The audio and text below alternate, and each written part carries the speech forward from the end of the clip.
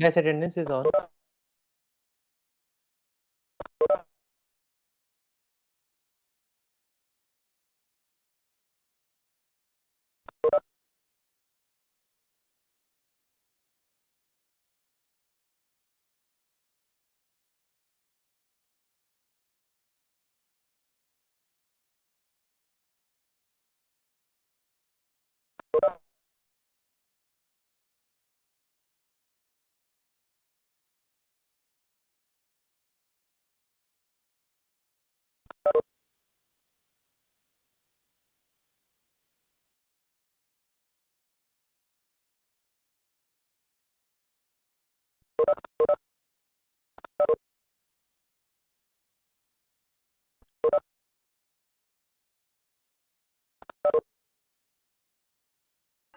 Sir, can you please explain that how the labs will take place on online Yeah. GTV?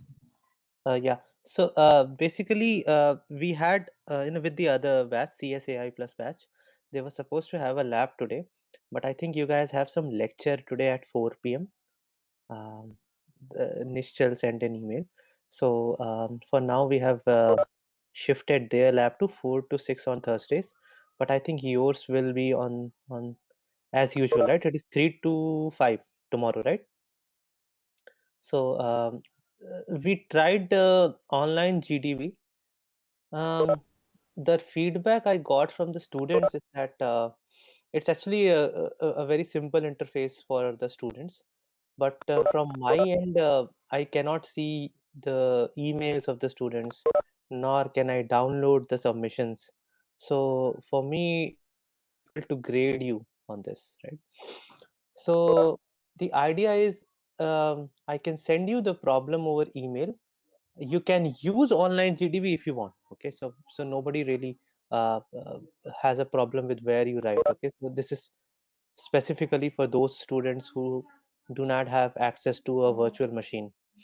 Okay, they can use online GDB to write their code, and at the end you will have to submit the code on Google Classroom, and nothing fancy, not even a zip, just that one .c file. Okay, you have to submit it on Google Classroom. That is currently what I have figured out. I talked to your seniors. They have said that it is possible to use Hacker Earth, but not at such a short notice. So maybe by next week, we will be able to use Hacker Earth for labs. But this week we'll have to manage. So this week you have to just put the codes on Google Classroom, and I'll ask the TAs to manually check it. Okay. Okay, sir. Thank you. So, sir, we are using online GDB or we have to do it like assignment? No, no. So basically, yeah, it is like an assignment only. Um, but there will be no demo. That is it, right? I cannot ask the TAs to take a demo. But you have to write the code and submit it on Google Classroom. This will go towards your lab grade. Okay. The assignment that you did, that will go towards your theory grade. and this one will go towards your lab grade. Okay. How many people do we have? 37. Okay, we can Sir, wait a couple. syllabus is up to strings and arrays. Pardon? Sir, syllabus of the lab. Some loop question for now. And then next time I'll make it more complicated. But this time, because I already have one question ready from the previous week, so I'll just give that question away, and I'll prepare one more. So that will be just a loop question. Okay, sir.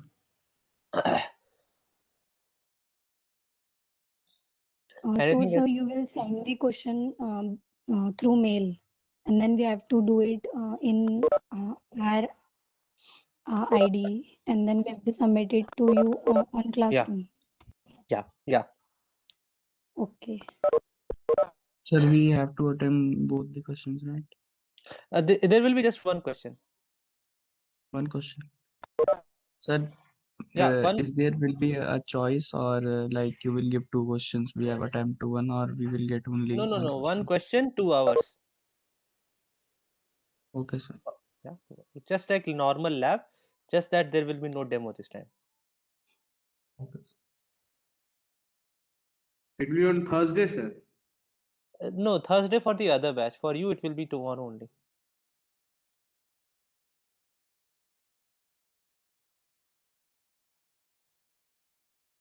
So actually, Nischal had sent that form to all the means all the batches, and there it was option for Thursday. So it was regarding the combined labs.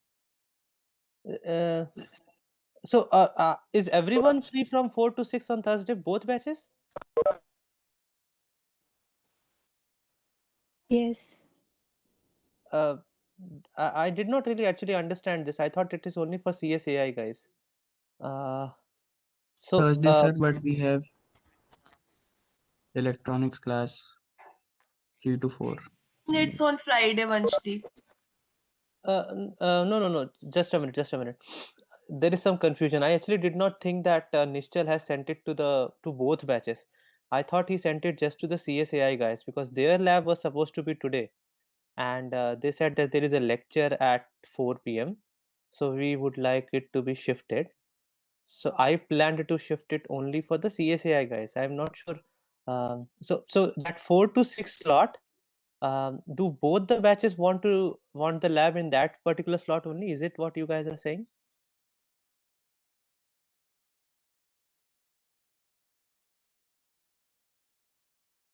Uh, So actually, in that form, he had written means the heading was regarding the lab for combined labs. So that See, was that's why I don't have a problem mentioned with that combined lab. is there any combined labs? See, I don't have a problem with combined lab, but you guys must be free at some same slot. That is the idea. So please check out your timetable. There should be nothing from 4 to 6 on Thursday. If that is the case, I can hold it for both batches together. Sir, your voice is echoing. Yeah, someone's mic is on. I'll have to find out. Sir, Ab- Akshay. Akshay, Abhijit. Okay. Yeah, I guess everyone is muted. Abhijit, Anand, you should also mute yourself. Okay. Yeah, so this is the idea. If both the batches are free at Thursday 4 to 6, I have no problems. We can have a combined lab because there is no demo, right? So it doesn't matter. You can all do the same problem and then submit it. There is no demo. So yeah, so fine. If that is the case, I will drop an email and both the batches can do the lab at 4 to 6 on Thursdays. Yeah, fine. So then no issues. So on Thursday, We can have a common. electronics class. So on Thursday, electronics class is from 3 to 4. It is 3 to Sanskruti, 4, it's no? on Friday. It's on Thursday also. Monday, Thursday, and Friday. It's okay, but 3 to 4 It's now. on 4 to Monday, 6 you are free. Tuesday, and Friday. Please confirm it and then say it in class. You check it first. Okay, okay. Just calm Monday, down, Thursday, ladies. and Friday. Yeah, fine, fine. Just a minute. Just open up your timetables, and even if it is 3 to 4, it should be fine. We have it 4 to 6. Don't know. Um, so Yes, so it's so Monday, Thursday, and Friday, but even the AI branches have it on at 3 to 4, so we can manage. no, but the AI branch is free at 4 to 6. That is what I'm trying to understand. Yes, sir. Even we are free from 4 onwards. Huh, 4 to 6 is fine. 3 to 4. I'll give you 5 more minutes extra, right? 5 or 10 minutes. So we can have it like 4:15 to 6:15 if you want. Okay, so you can take 15 minutes extra if you want some cool off time. Okay, so that is fine with me. I will keep the submissions open till 6:15. Right, that is fine. So 4 to 6 seems to be a good slot, right? Okay. So then we'll have the lab for both batches. Please inform. Actually, they already know that theirs is on 4 to 6 uh, Thursday. Just make it like for everyone. Okay. We just tell everyone in your batch that we'll have the lab 4 to 6 Thursday. Okay. So we have 64 people. I think we can start. How many have? Yeah, it's fine. So let's start. Volunteers for today. Who would like to volunteer? This is about today's lecture is about uh, file handling. So this is basically the last topic that is kind of the conventional programming topic that I wanted to cover. File handling. File handling is important for irrespective of which language you pick up for coding. File handling is something that that you should know. That is the idea. Okay. And please, ladies, calm down now. Okay. So uh, this is about file handling today. Let's get some volunteers. This is lecture 9.2 and 9.3 is up, guys. I uploaded it late in the night, not too late from my standards, but somewhere around I think 10 p.m. or so. Uh, so please watch it today. And you have that 3 to 4 slot or something like that, and some time today. Watch it today so that we can discuss it tomorrow. So yeah, volunteers for today.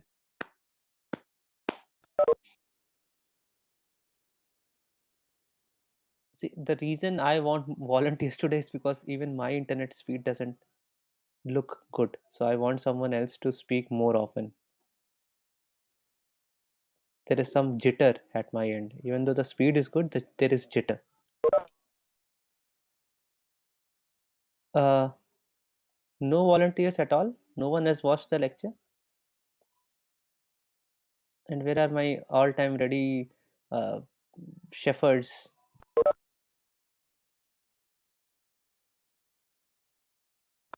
Okay, get well soon, through. Um, uh, okay, let me. This is IT plus, right? Uh, okay. Yashwardhan, Mohit. Um, I remember at least two names. I'm very poor with names actually. I'll have, if I open up the list, let me open up the list. Then I'll remember names. IT. Tejas. Uh,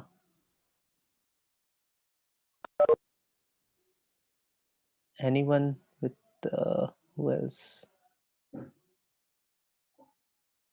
Mm,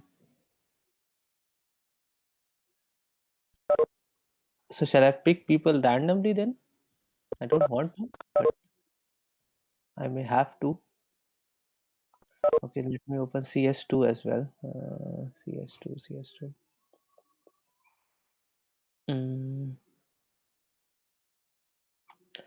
Okay, Angmo, you are the last name in the list, so you will be caught more often.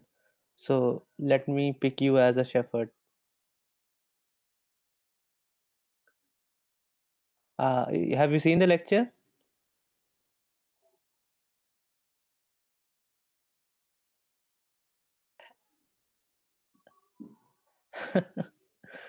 I can see that I understand this when I see the number of views on YouTube. I understand that people haven't watched it.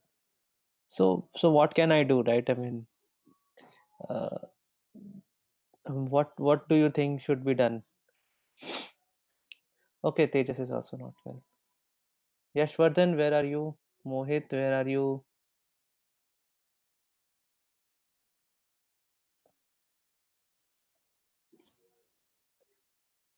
It's okay, Akshay, right? Someone should pick up. I always try to help out the shepherds, but I want this to be driven by you people. You know, it's really disappointing when you guys don't watch the lectures. It takes up a lot of effort to my family is so pissed off with me because on weekends I'm doing this and on weekdays I'm sitting with you guys online. So but still it's uh, this is the problem that but anyhow, let's we are anyhow reaching the end of the semester. uh, so anyhow, okay. uh, so Akshay, you could be one. Sanskriti, would you like to try? Oh, Rohan, thank you, Rohan. It's okay. Wherever you are not clear, you can simply say, I am not clear about this part. And then I'll come in. But at least try. Okay. So let's say Akshay, Sanskriti, and Rohan. Let us say. Let me write your names. Akshay is IT 8. IT 8. Hmm, Akshay is IT 8. Okay. Sanskriti, CS 56. CS. CS 56. And Rohan is CS 64. Okay.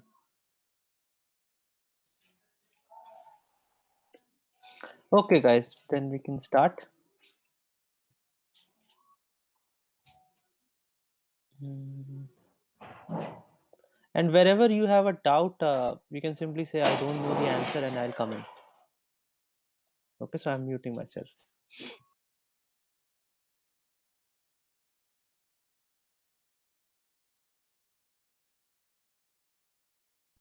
Ria, would you like to be a shepherd too? I can add you.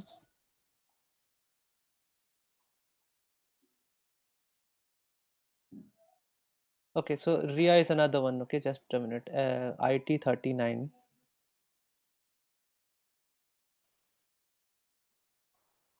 IT 39. 39. Okay. Okay, so you are there as well. So you can start, guys.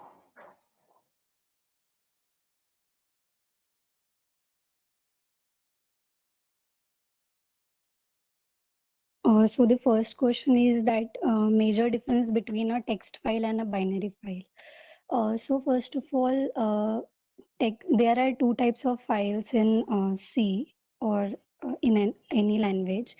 That is text file and the binary files.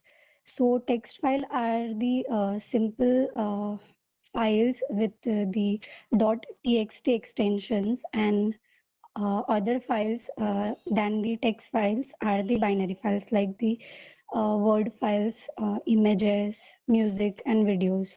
All these files are the text files. And the major difference between these two files is the representation of the data. So, a text file stores data character by character, means it stores the ASCII value of the uh, the input that we had given to it, so it stores its ASCII value. And whereas the binary files are the sequence of bytes with um, sequence of bytes, and Yeah, that you're going well. I mean, it's all fine. Just go ahead. Yes, sir. For example, if we want to store the any number, like we want to store one in text file. So um, as we store the number one in text file, so while encoding, we will see it as 49, which is the ASCII code for one.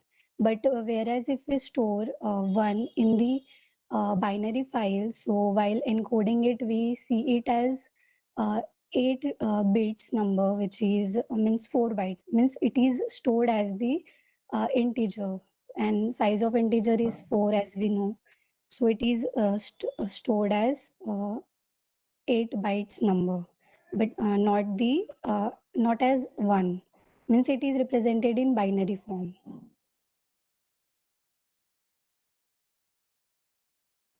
Uh, guys, am I audible? My voice, I mean, I could see that my connection today is jittery. So, if is my voice audible to everyone? Yes, sir, you are audible. Okay. Yes, sir. Okay. So, guys, the basic idea is something like this. In a text file, you see both text and binary files. They are just files where you write some bytes, right? So it's not like text file you write something else. They are also a sequence of bytes. Binary files are also a sequence of bytes. It's just that when you write a text file, um, based on the encoding that you have, let us for a moment assume that the encoding is ASCII. It means that each byte basically represents a character that we can see, we can interpret. Okay, and that is why when you open up a text file in an editor like Notepad, what exactly does Notepad do? It reads the first byte of your file, and it is basically the binary representation of, let us say, 65. Okay, so then on your screen you will see a capital A. If, let us say, the next byte is binary representation of a binary representation of 97, um, 97 is the ASCII code of small a. So then you will see a small a next to the capital A, so on and so forth, right? So basically the interpretation of the data is like this. You read one byte and you interpret it in terms of what character it represents. STD. Where did I use STD? Standard. Yeah, so that is standard, right? I mean, it is the same term, right? Standard. So let me get back to it. Let me first explain this thing, and then we'll talk about Akshay and Himanshu's questions. So yeah, so the idea is like this: you have some data written in a file. If it is a text file, it will be interpreted like this. Each byte is associated with one particular character. Okay, and this is why what happens is sometimes if you open up a binary file in Notepad, you will see some weird characters. Okay, some question mark, some hyphen, some at the rate character, something weird, right? Why? Because essentially your text editor is trying to interpret each byte as a character, and it is not really able to represent it properly. This is the problem. So this is what happens with a text file, that in text file you store your data character by character, and each character is represented by a byte. This is ASCII. If you have some other encoding standard, let us say Unicode, in Unicode you actually take more than one byte to represent a character. Okay, uh, it could be more than one bytes for a character. So then each 2 bytes or every 3 bytes, something like this, will represent a particular character. This is the idea. But still, the data is stored on a character to character basis. When it comes to binary files, the operating system doesn't care what it is. What it is, as in, um, it's your headache. You have stored something in a file, some sequence of bytes are there, and nobody really knows what it is. It is only you who can interpret it, right? And this is why we have used the term a binary format in the lecture. That essentially, when you write the binary file, it is your program which says, okay, the first byte is an integer, and in my terminology, this integer represents this. The next 8 bytes is a double, and in my terminology, the meaning for this double value is this. Then the next value is a character, and in my view, this is what it represents. So there are a total of 4 plus 8 plus 1, 13 bytes, right? Now, exactly how to interpret these 13 bytes, this is up to you. Um, if you give this file to someone else, that someone else, that person will have no idea to actually know that the first 4 bytes are integers, the next 8 bytes are double, then the last byte is a character. That person can actually interpret it like this also, right? The first 8 bytes are double, the next byte is a char, and then the next 4 are integers. Of course, if you interpret it like this, the values you will get for double, int, and char will be wildly different from what you were supposed to send. So this is why whenever you write a binary file, there has to be a format, and that format must be well understood by the reader as well as the writer. And this is the whole concept, that almost all the files that these applications create, they are binary files, and which byte means what, only that particular program understands this. Okay, so this is why if you try to open an mp3 file in Word, it will not open up, right? Both are binary files. Docx files are also binary files, mp3 files are also binary files, but the format in which the data is being stored, that is different. Okay, so this is why when you use binary files, you pick up your own data format. You decide that this is how I'm going to write data into this file, and when you read it back, you must understand, you must know that it is exactly the same way it is being read in exactly the same way as it was written. Does this point make sense? That basically with binary files, you have a lot of freedom. You can store data in whatever way you want, but with freedom there is also a problem, that now they are not in some ways standardized, right? You, whatever data you want to write, you can write, but at the time of reading, you should know the binary format in which the data was written. And this is where these file standards come into picture. Okay, so for example, mp3 or docx, they are standards. Okay, standards as in the format is well defined, that what exactly will be stored at what point in the file. So something that is, for example, created by LibreOffice, if you store it in .doc format, Word will be able to open it and interpret it.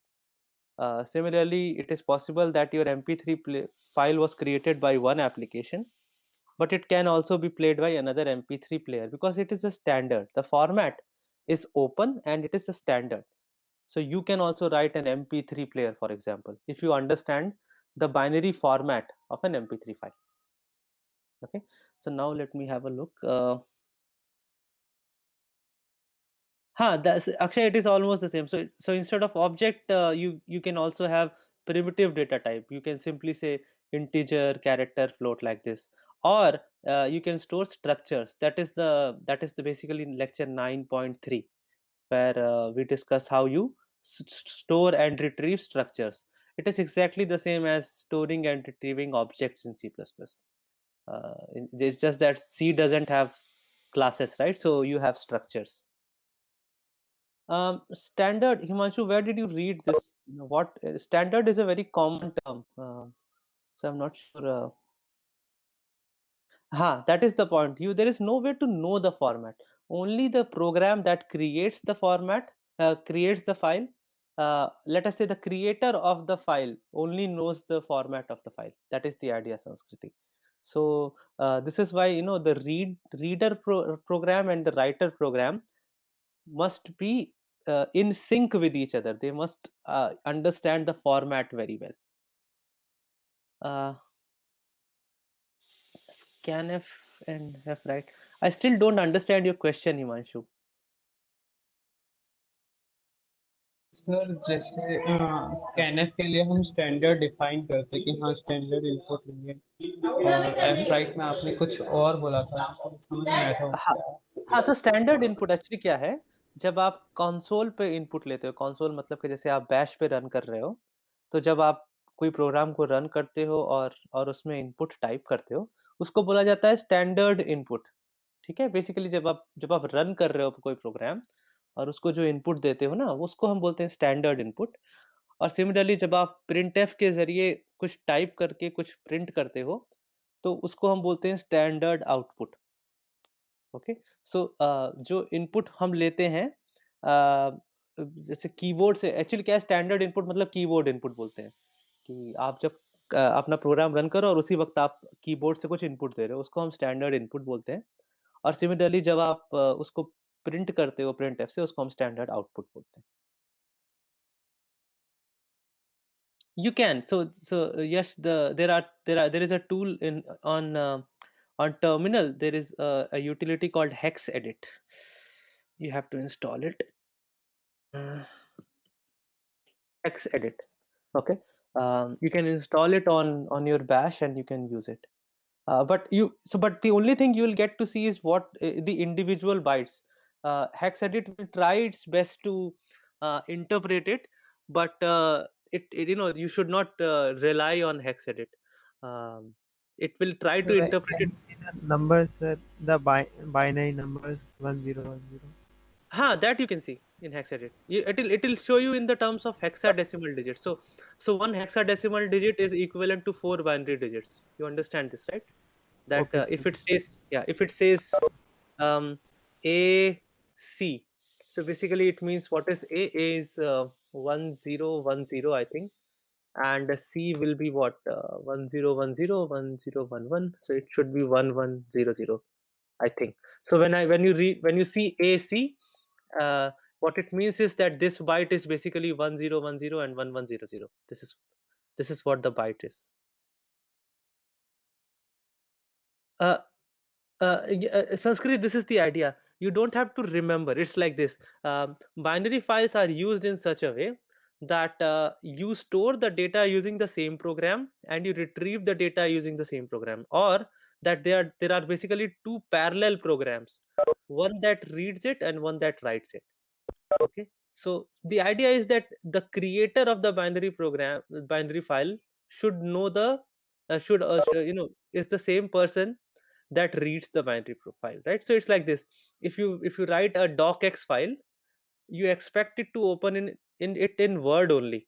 You don't expect it to be opened by Winamp or VLC, right? That is the same idea, that the program which writes the binary file should be the program that opens it for reading. Okay. Yeah, so any more queries? This is the crux of the matter in some ways, basically. I mean, if you want to take away one yeah, go ahead. So the fwrite function that we used in our code in the slides, in that the format that was written, it was defined by us, means initially the Yes. address of number of elements, then the size. It was defined Yes. by us. It is not in Yeah. general. No, it is not a general format. This is a convention that we picked up, that I have to write some numbers in a file, and Yes. I picked up a convention that the first thing I will write is number of numbers and then the numbers themselves. Okay.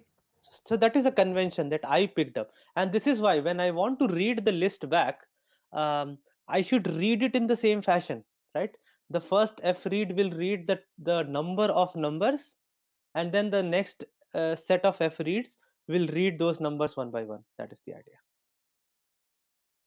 So in one file, we were talking about different means. For example, binary file is a sequence of bytes, so it may contain int, double, float together. But when we write size of int, means in fwrite, in the argument we write the size of int or size. So in that, what we will write means if we have a sequence of bytes. No, so the idea is this: when you write integer, what happens really is that 4 bytes are written to the file, right? and this is what I said, that let us say you wrote 2 integers in a file, it will be 8 bytes. At the time of reading, you can interpret them as one double or 4 shorts or 8 characters, okay, because they are just bytes at the end of the day, and they can be interpreted in any fashion. The size of thing that we do, okay, why do we do that? The size of thing, of course, makes it platform independent, right?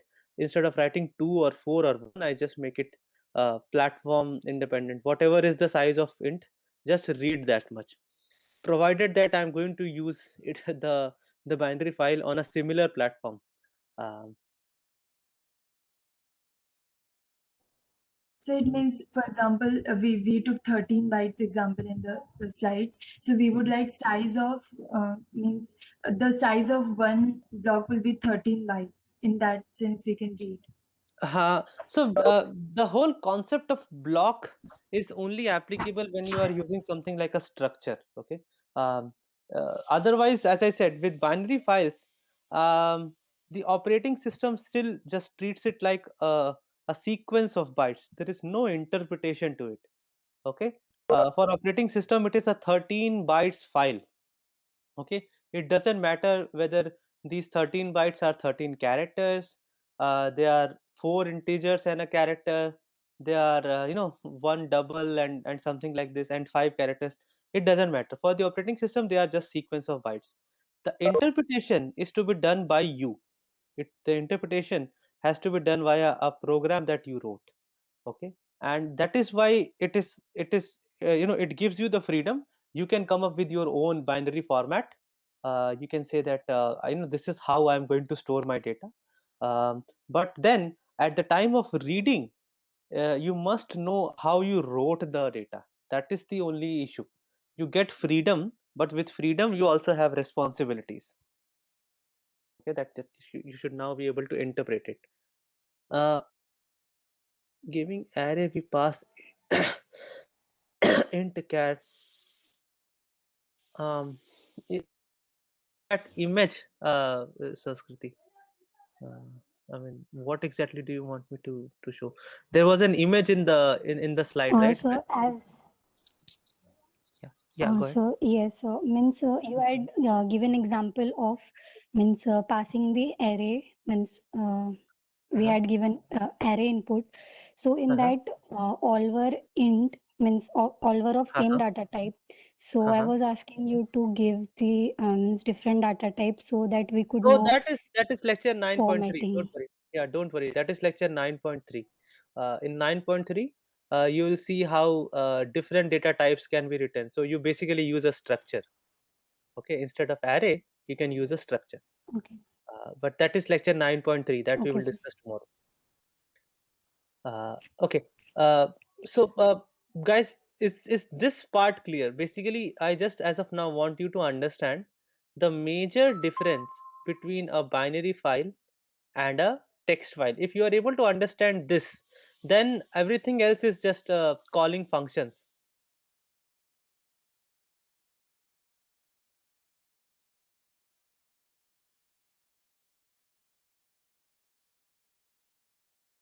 Linked lists.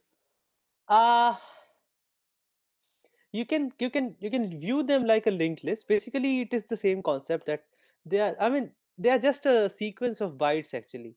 There is no linked list as such. um, they are just sequence of bytes. So you can interpret it like an array, or as I said, even an array can be seen as a linked list. It's just that you don't need to store the pointers, because you know that the next element is just sitting beside the first element, right? Yes, sir, uh, that's what my doubt was. Like, if we are saving something in a file, we can open it and edit it again. So yeah, by then, the address would have been changed. Like, right. So uh, that is what, so, I mean, if you edit the file, um, the idea is, and that is why we don't actually consider these as linked lists.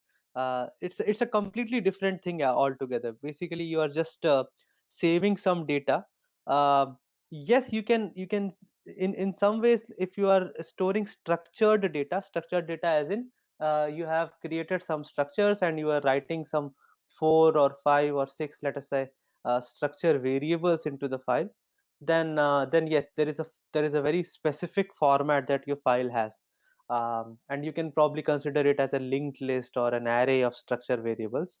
But yeah, we do. I mean, there are two parallel things, right? I mean, it's just a sequence of bytes. Sir, I am asking like if I make a file of my name and then store it and close the program, and after some time I do some other operations and then again open the file and try to add something to it. So like the next address to the file before I closed it would have been occupied by some other variable, and now I can't save there because some other variable is taking its space. So is there like some pointer in file system so like it No, can no, direct? no, no. So that part anyhow, see, it's like this.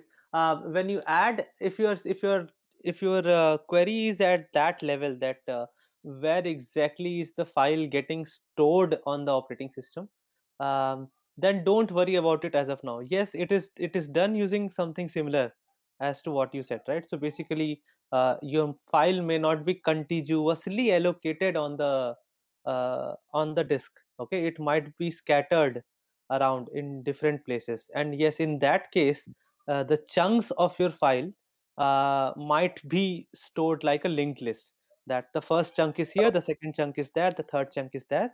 But that is an implementation detail, that is up to the operating system how it stores your file.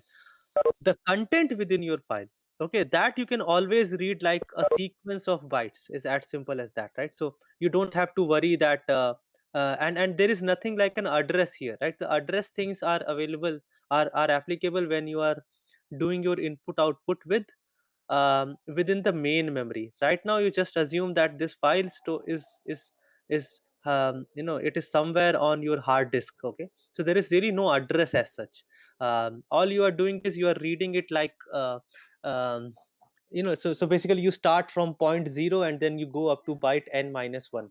There is really no address as such, that you don't have to care about the addresses. You can read the file from byte number 0 up to byte number n minus 1 if it is an n bytes file. You don't have to worry about where they are in the main memory. That is the idea. You simply can read it as like a for all intents and purposes, just assume that they are n contiguous bytes within the RAM. That's it. Okay, sir, thank you. Mm. So if we had opened the file and we had written something in it, and then again next time we open it and again write it, so is it overwritten or edited? It depends on where you are writing it. If you write it towards the end, in fact, that is known as appending to a file. It is a part of your homework. So if you append it to a file, it gets written towards the end. So the existing data remains and you just add more to it. But you can also overwrite the data. Okay, that is also possible. And that is, again, this is all these things we will discuss in lecture 9.3. Okay, sir. Yes, sir, I have the same problem, sir. So in Mhm. C++, we used to have three things: write, read, and append. So Yeah. every Yes. call write, so it used to overwrite, and then if we have to prevent overwriting, we used to call append. So Yes. similar Yes. is with C also, sir. Yeah, exactly the same. In fact, this file handling thing is exactly the same with C and C++. In C++, you use streams. Here you have that file pointer, right? So there will be some IO stream or something like that in C++ that you use. It's been a long time since I used C++, but I think it will, yeah, F stream, right? Here you just have that file pointer. Sorry. And sir, is that the files are stored somewhere else and not on RAM? Files are never stored on RAM. Files are loaded in the RAM for your for input output. So when your program wants to read it or write something to it, a part of your file is brought into the RAM, but otherwise the file is always stored on the disk. This is the difference between persistent storage and non-persistent storage. Okay, RAM is volatile. RAM is volatile. That means whatever is there in the RAM, once the RAM loses power, everything goes away. But your disk, right, your hard drive, is known as persistent storage. Even after you switch off your computer, when you switch it on, the file is still there. It has not gone anywhere, right? So this is the difference between RAM and hard drive or persistent storage.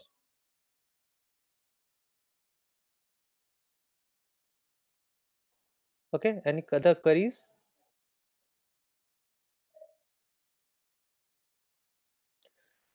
Okay, so then we have some more questions here, and then these are basically in a question 2 and 3 have.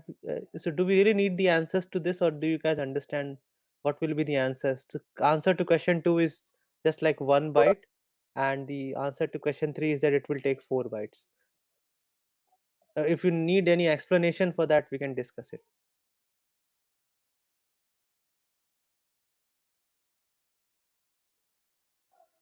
Otherwise, we can move on to question 4.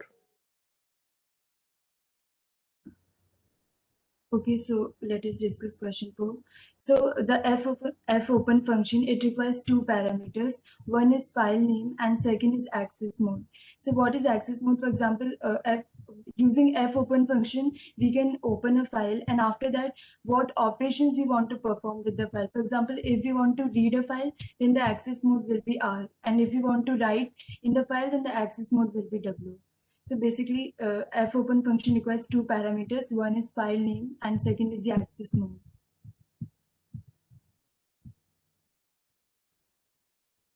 Does anyone has any doubts, or any Shepherd wants to add something?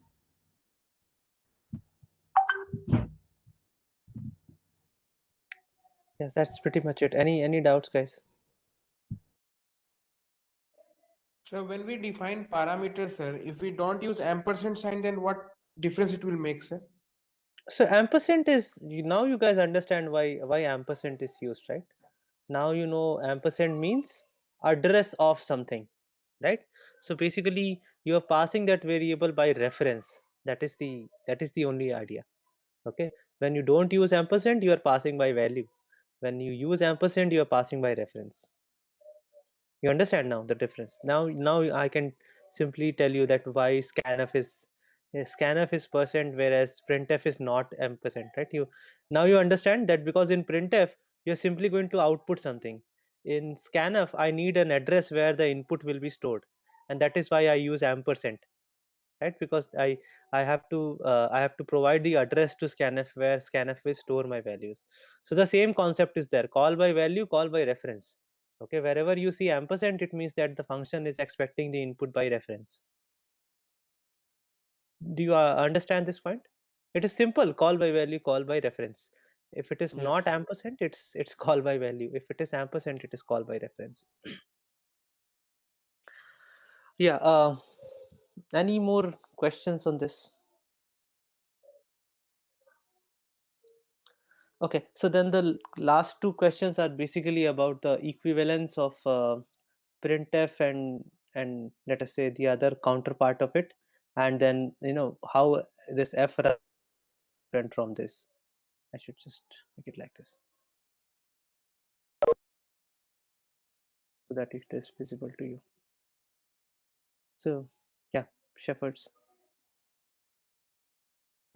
So the printf equivalent for writing text in a file, it would be fprintf or fputs. So like in just like normal printf, if we wanted to print out a string, so we would write fprintf and then in double inverted commas %s and the str. But in fprintf, if we want to print out from a text file, we have to write this also %fprintf, and inside of the bracket we have to write %s and str, but also we have to write a pointer of file type, which it requires an input of pointer of a file type. And fwrite is basically to get output from a binary file. So in fwrite we require four parameters. The first one is a file pointer, and second one is the size of the data type which we want to write. The third one is the number of elements which we want to write from our file. And if we don't write it, it is by default it is taken as 1. But if we want to write from more than 1, then we have to specially specify it, that how many characters we want to get from our file. And the last one is the pointer to the data to be written. So this is the difference between the printf and fwrite. Also, there is a small difference between fprintf and printf.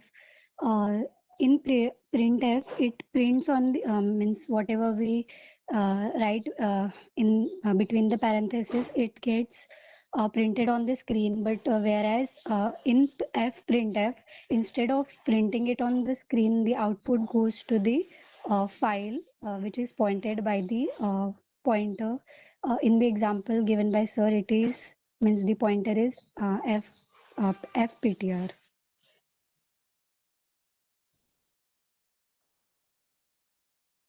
So one takeaway is that fprintf and fputs is basically for text-based output, and fwrite is for binary output, and similarly fscanf and fgetS is for text-based or character-based input, and fread is for binary read. This is the idea. Any doubts on this? And please watch the lecture, okay?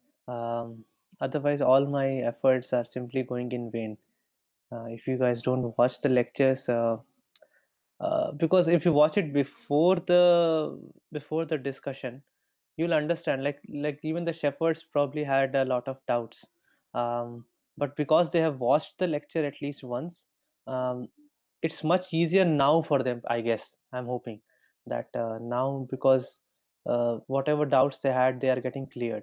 So this whole concept of doubt clearing during our regular lectures is meant to be like this only. It's okay, you watch it wherever you want, right? I mean, um, I don't I don't have an issue. I'm not I'm not running a channel where I tell you please subscribe and click on the bell icon. That's not the case. The idea is that you simply watch it somewhere, okay? So just watch it before. Uh, lecture 3 you can watch it, it's okay. We have to discuss it tomorrow, right? um, so maybe some of the things that you had doubts today, it might get cleared after you watch lecture 3, because see, it's essentially the same lecture. I have broken it down into two parts because uh, I don't think any concept should be taught in more than 30 minutes of time. That is my own philosophy, right? I mean, then you are just boring the people out. They'll just tune out after 15-20 minutes. Even 20 minutes is a stress. Some of my lectures have reached 30 minutes, I think.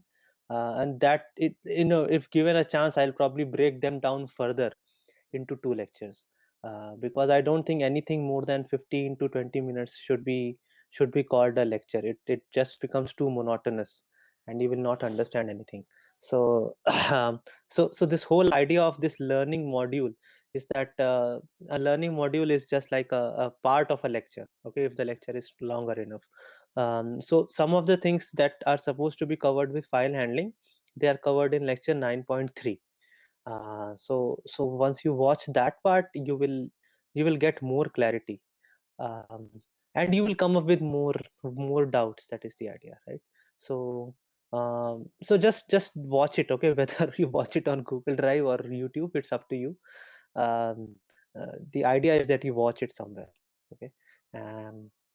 Yeah, right. Any queries then? Sir एक चीज बहुत सा confuse करता है sir, जब एप्राइट के parameters में जो आप एम्परसेंट नंबर ऑफ एलिमेंट्स लिखते हैं सर, अगर मेरे को डिफरेंस बता दीजिए सर कि एम्परसेंट लिखने से और नहीं लिखने से क्या अंतर होगा सर, डिफरेंस? हाँ, देखिए हो क्या रहा है कि बेसिकली जब हम कोई भी फंक्शन यूज करते हैं लाइब्रेरी का, तो सबसे पहले हम क्या देखते हैं कि उसका उसका प्रोटोटाइप क्या है, ठीक है ना। हम उस प्रोटोटाइप को जा करके देखेंगे तो उसमें लिखा है वॉइड एस्ट्रिक पीटीआर, ऐसा कुछ लिखा होगा, ठीक है। बेसिकली हो क्या रहा है, आप जो भी एलिमेंट को रीड या राइट करना चाहते हो, जो भी आप एफ रीड को या एफ राइट को भेजते हो, सिर्फ फर्क ये है, मुझे भी नहीं पता कि एफ राइट के लिए उनको बाई बाई रेफरेंस क्यों चाहिए, राइट। एफ रीड के लिए तो इट मेक्स परफेक्ट सेंस कि the data will be written into that variable, so that is why they need it by reference.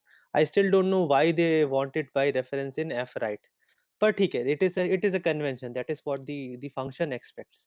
um, uh, हाँ, yes, actually it will give you an error. Error as in it will be read, but uh, you'll get some unexpected values. uh, so you wrote a 5, but when you try to read it, you wrote two fives, but when you try to read it as a double, you might get something like 100 points, something like this, right? Yeah, so coming back to your question, so that ampersand is nothing more than just a way of passing the parameter, right? You guys have read how we used to call functions. There is a call by value and call by reference. What is the difference between two? In call by value, you basically copy the value of that particular variable into a local variable, and then everything works with the local variable. There is no side effect on the calling function. In call by reference, you pass the pointer, you pass the address, and whatever changes are made in that called function can be seen in the calling function. You can see the side effects. The same concept is here, fread and fwrite. They are expecting that whatever variable you are going to read or write. Okay, so when you do fwrite, what it means is there is a variable who has some value in it, and you want that value to be written on the file. That is when you do fwrite, and that ampersand number of whatever you just said, it simply means go and write the current value of this variable into the file. Similarly, when I do f read and I do ampersand number of number of whatever it is, it means that go and read these many number of bytes from the file and interpret them as whatever variable I am passing you. Okay, so basically, and you can see that in fread and fwrite there is a size of thing, right? The number of bytes to read or write.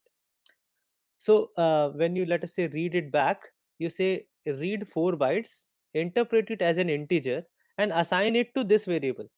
This is the idea, right? So in fread it makes much more sense because you have to go and store that value in the past variable. In fwrite, I don't know why do they want it to be sent by value, by reference, but okay, this is a convention. This is what the function asks you to do, and you simply follow it. Okay, so don't be worried, right? It's basically call by value, call by reference. That is the only difference. For all intents and purposes, you can ignore the ampersand. Just consider this to be a requirement enforced on you by the by the people who wrote this function for you. The only thing that you have to care about is there is a variable in which you want some value to be read into from the file. That variable is passed to fread, and similarly there is a variable whose value you want to be written in the file, that you pass to fwrite. That is the only thing you need to know. Okay, and please watch the lecture again. Maybe some of the things will get clear. Yeah, go ahead. So there was a fclose function also. So it was written that it is used to free up any allocated resources. So what Yes. does that mean? So what happens is, there is a lot of background tasks that go on when you try to read or write a particular file. Okay, the operating system has to do some bookkeeping. Okay, certain things has to be managed in the background. So what this fclose does is that it actually informs the operating system that I am done with reading or writing this file. So whatever resources you have allocated, so don't be too much worried about what these resources are. Basically, there are some entries and some locks that are there, which are managed by your operating system. It is just an indication to the operating system that no, I am done with it. You can now release these resources. Actually, most operating systems will do it anyhow when your program ends, but it might take some time before operating system realizes that. Um, you can also explicitly tell the operating system that please go and close this file, so that it's basically a cleaner way. It's a nice way to do it. That is the idea.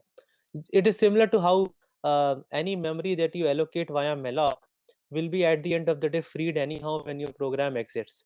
But you explicitly free it. It's more of a good programming practice.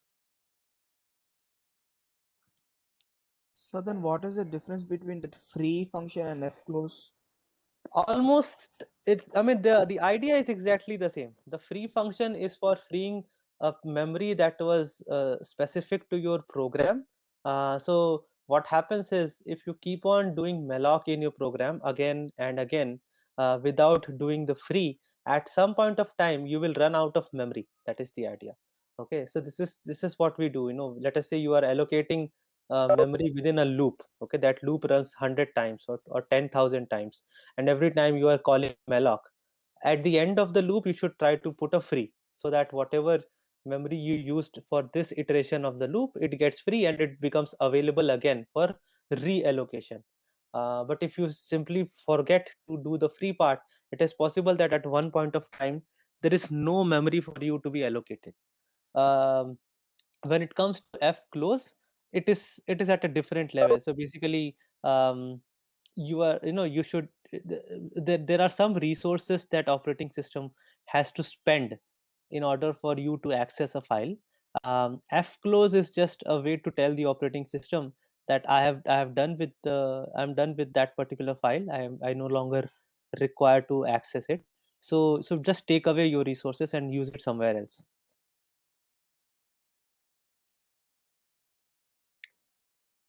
Okay. So, Any other? Yeah, go ahead.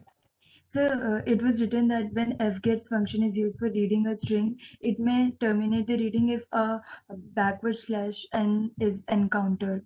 So if we want to give message in 2 lines, how would we do that? Sorry, your voice just broke in between. I just heard /n. So the fgets function, Yeah. so it terminates reading after encountering backward slash n.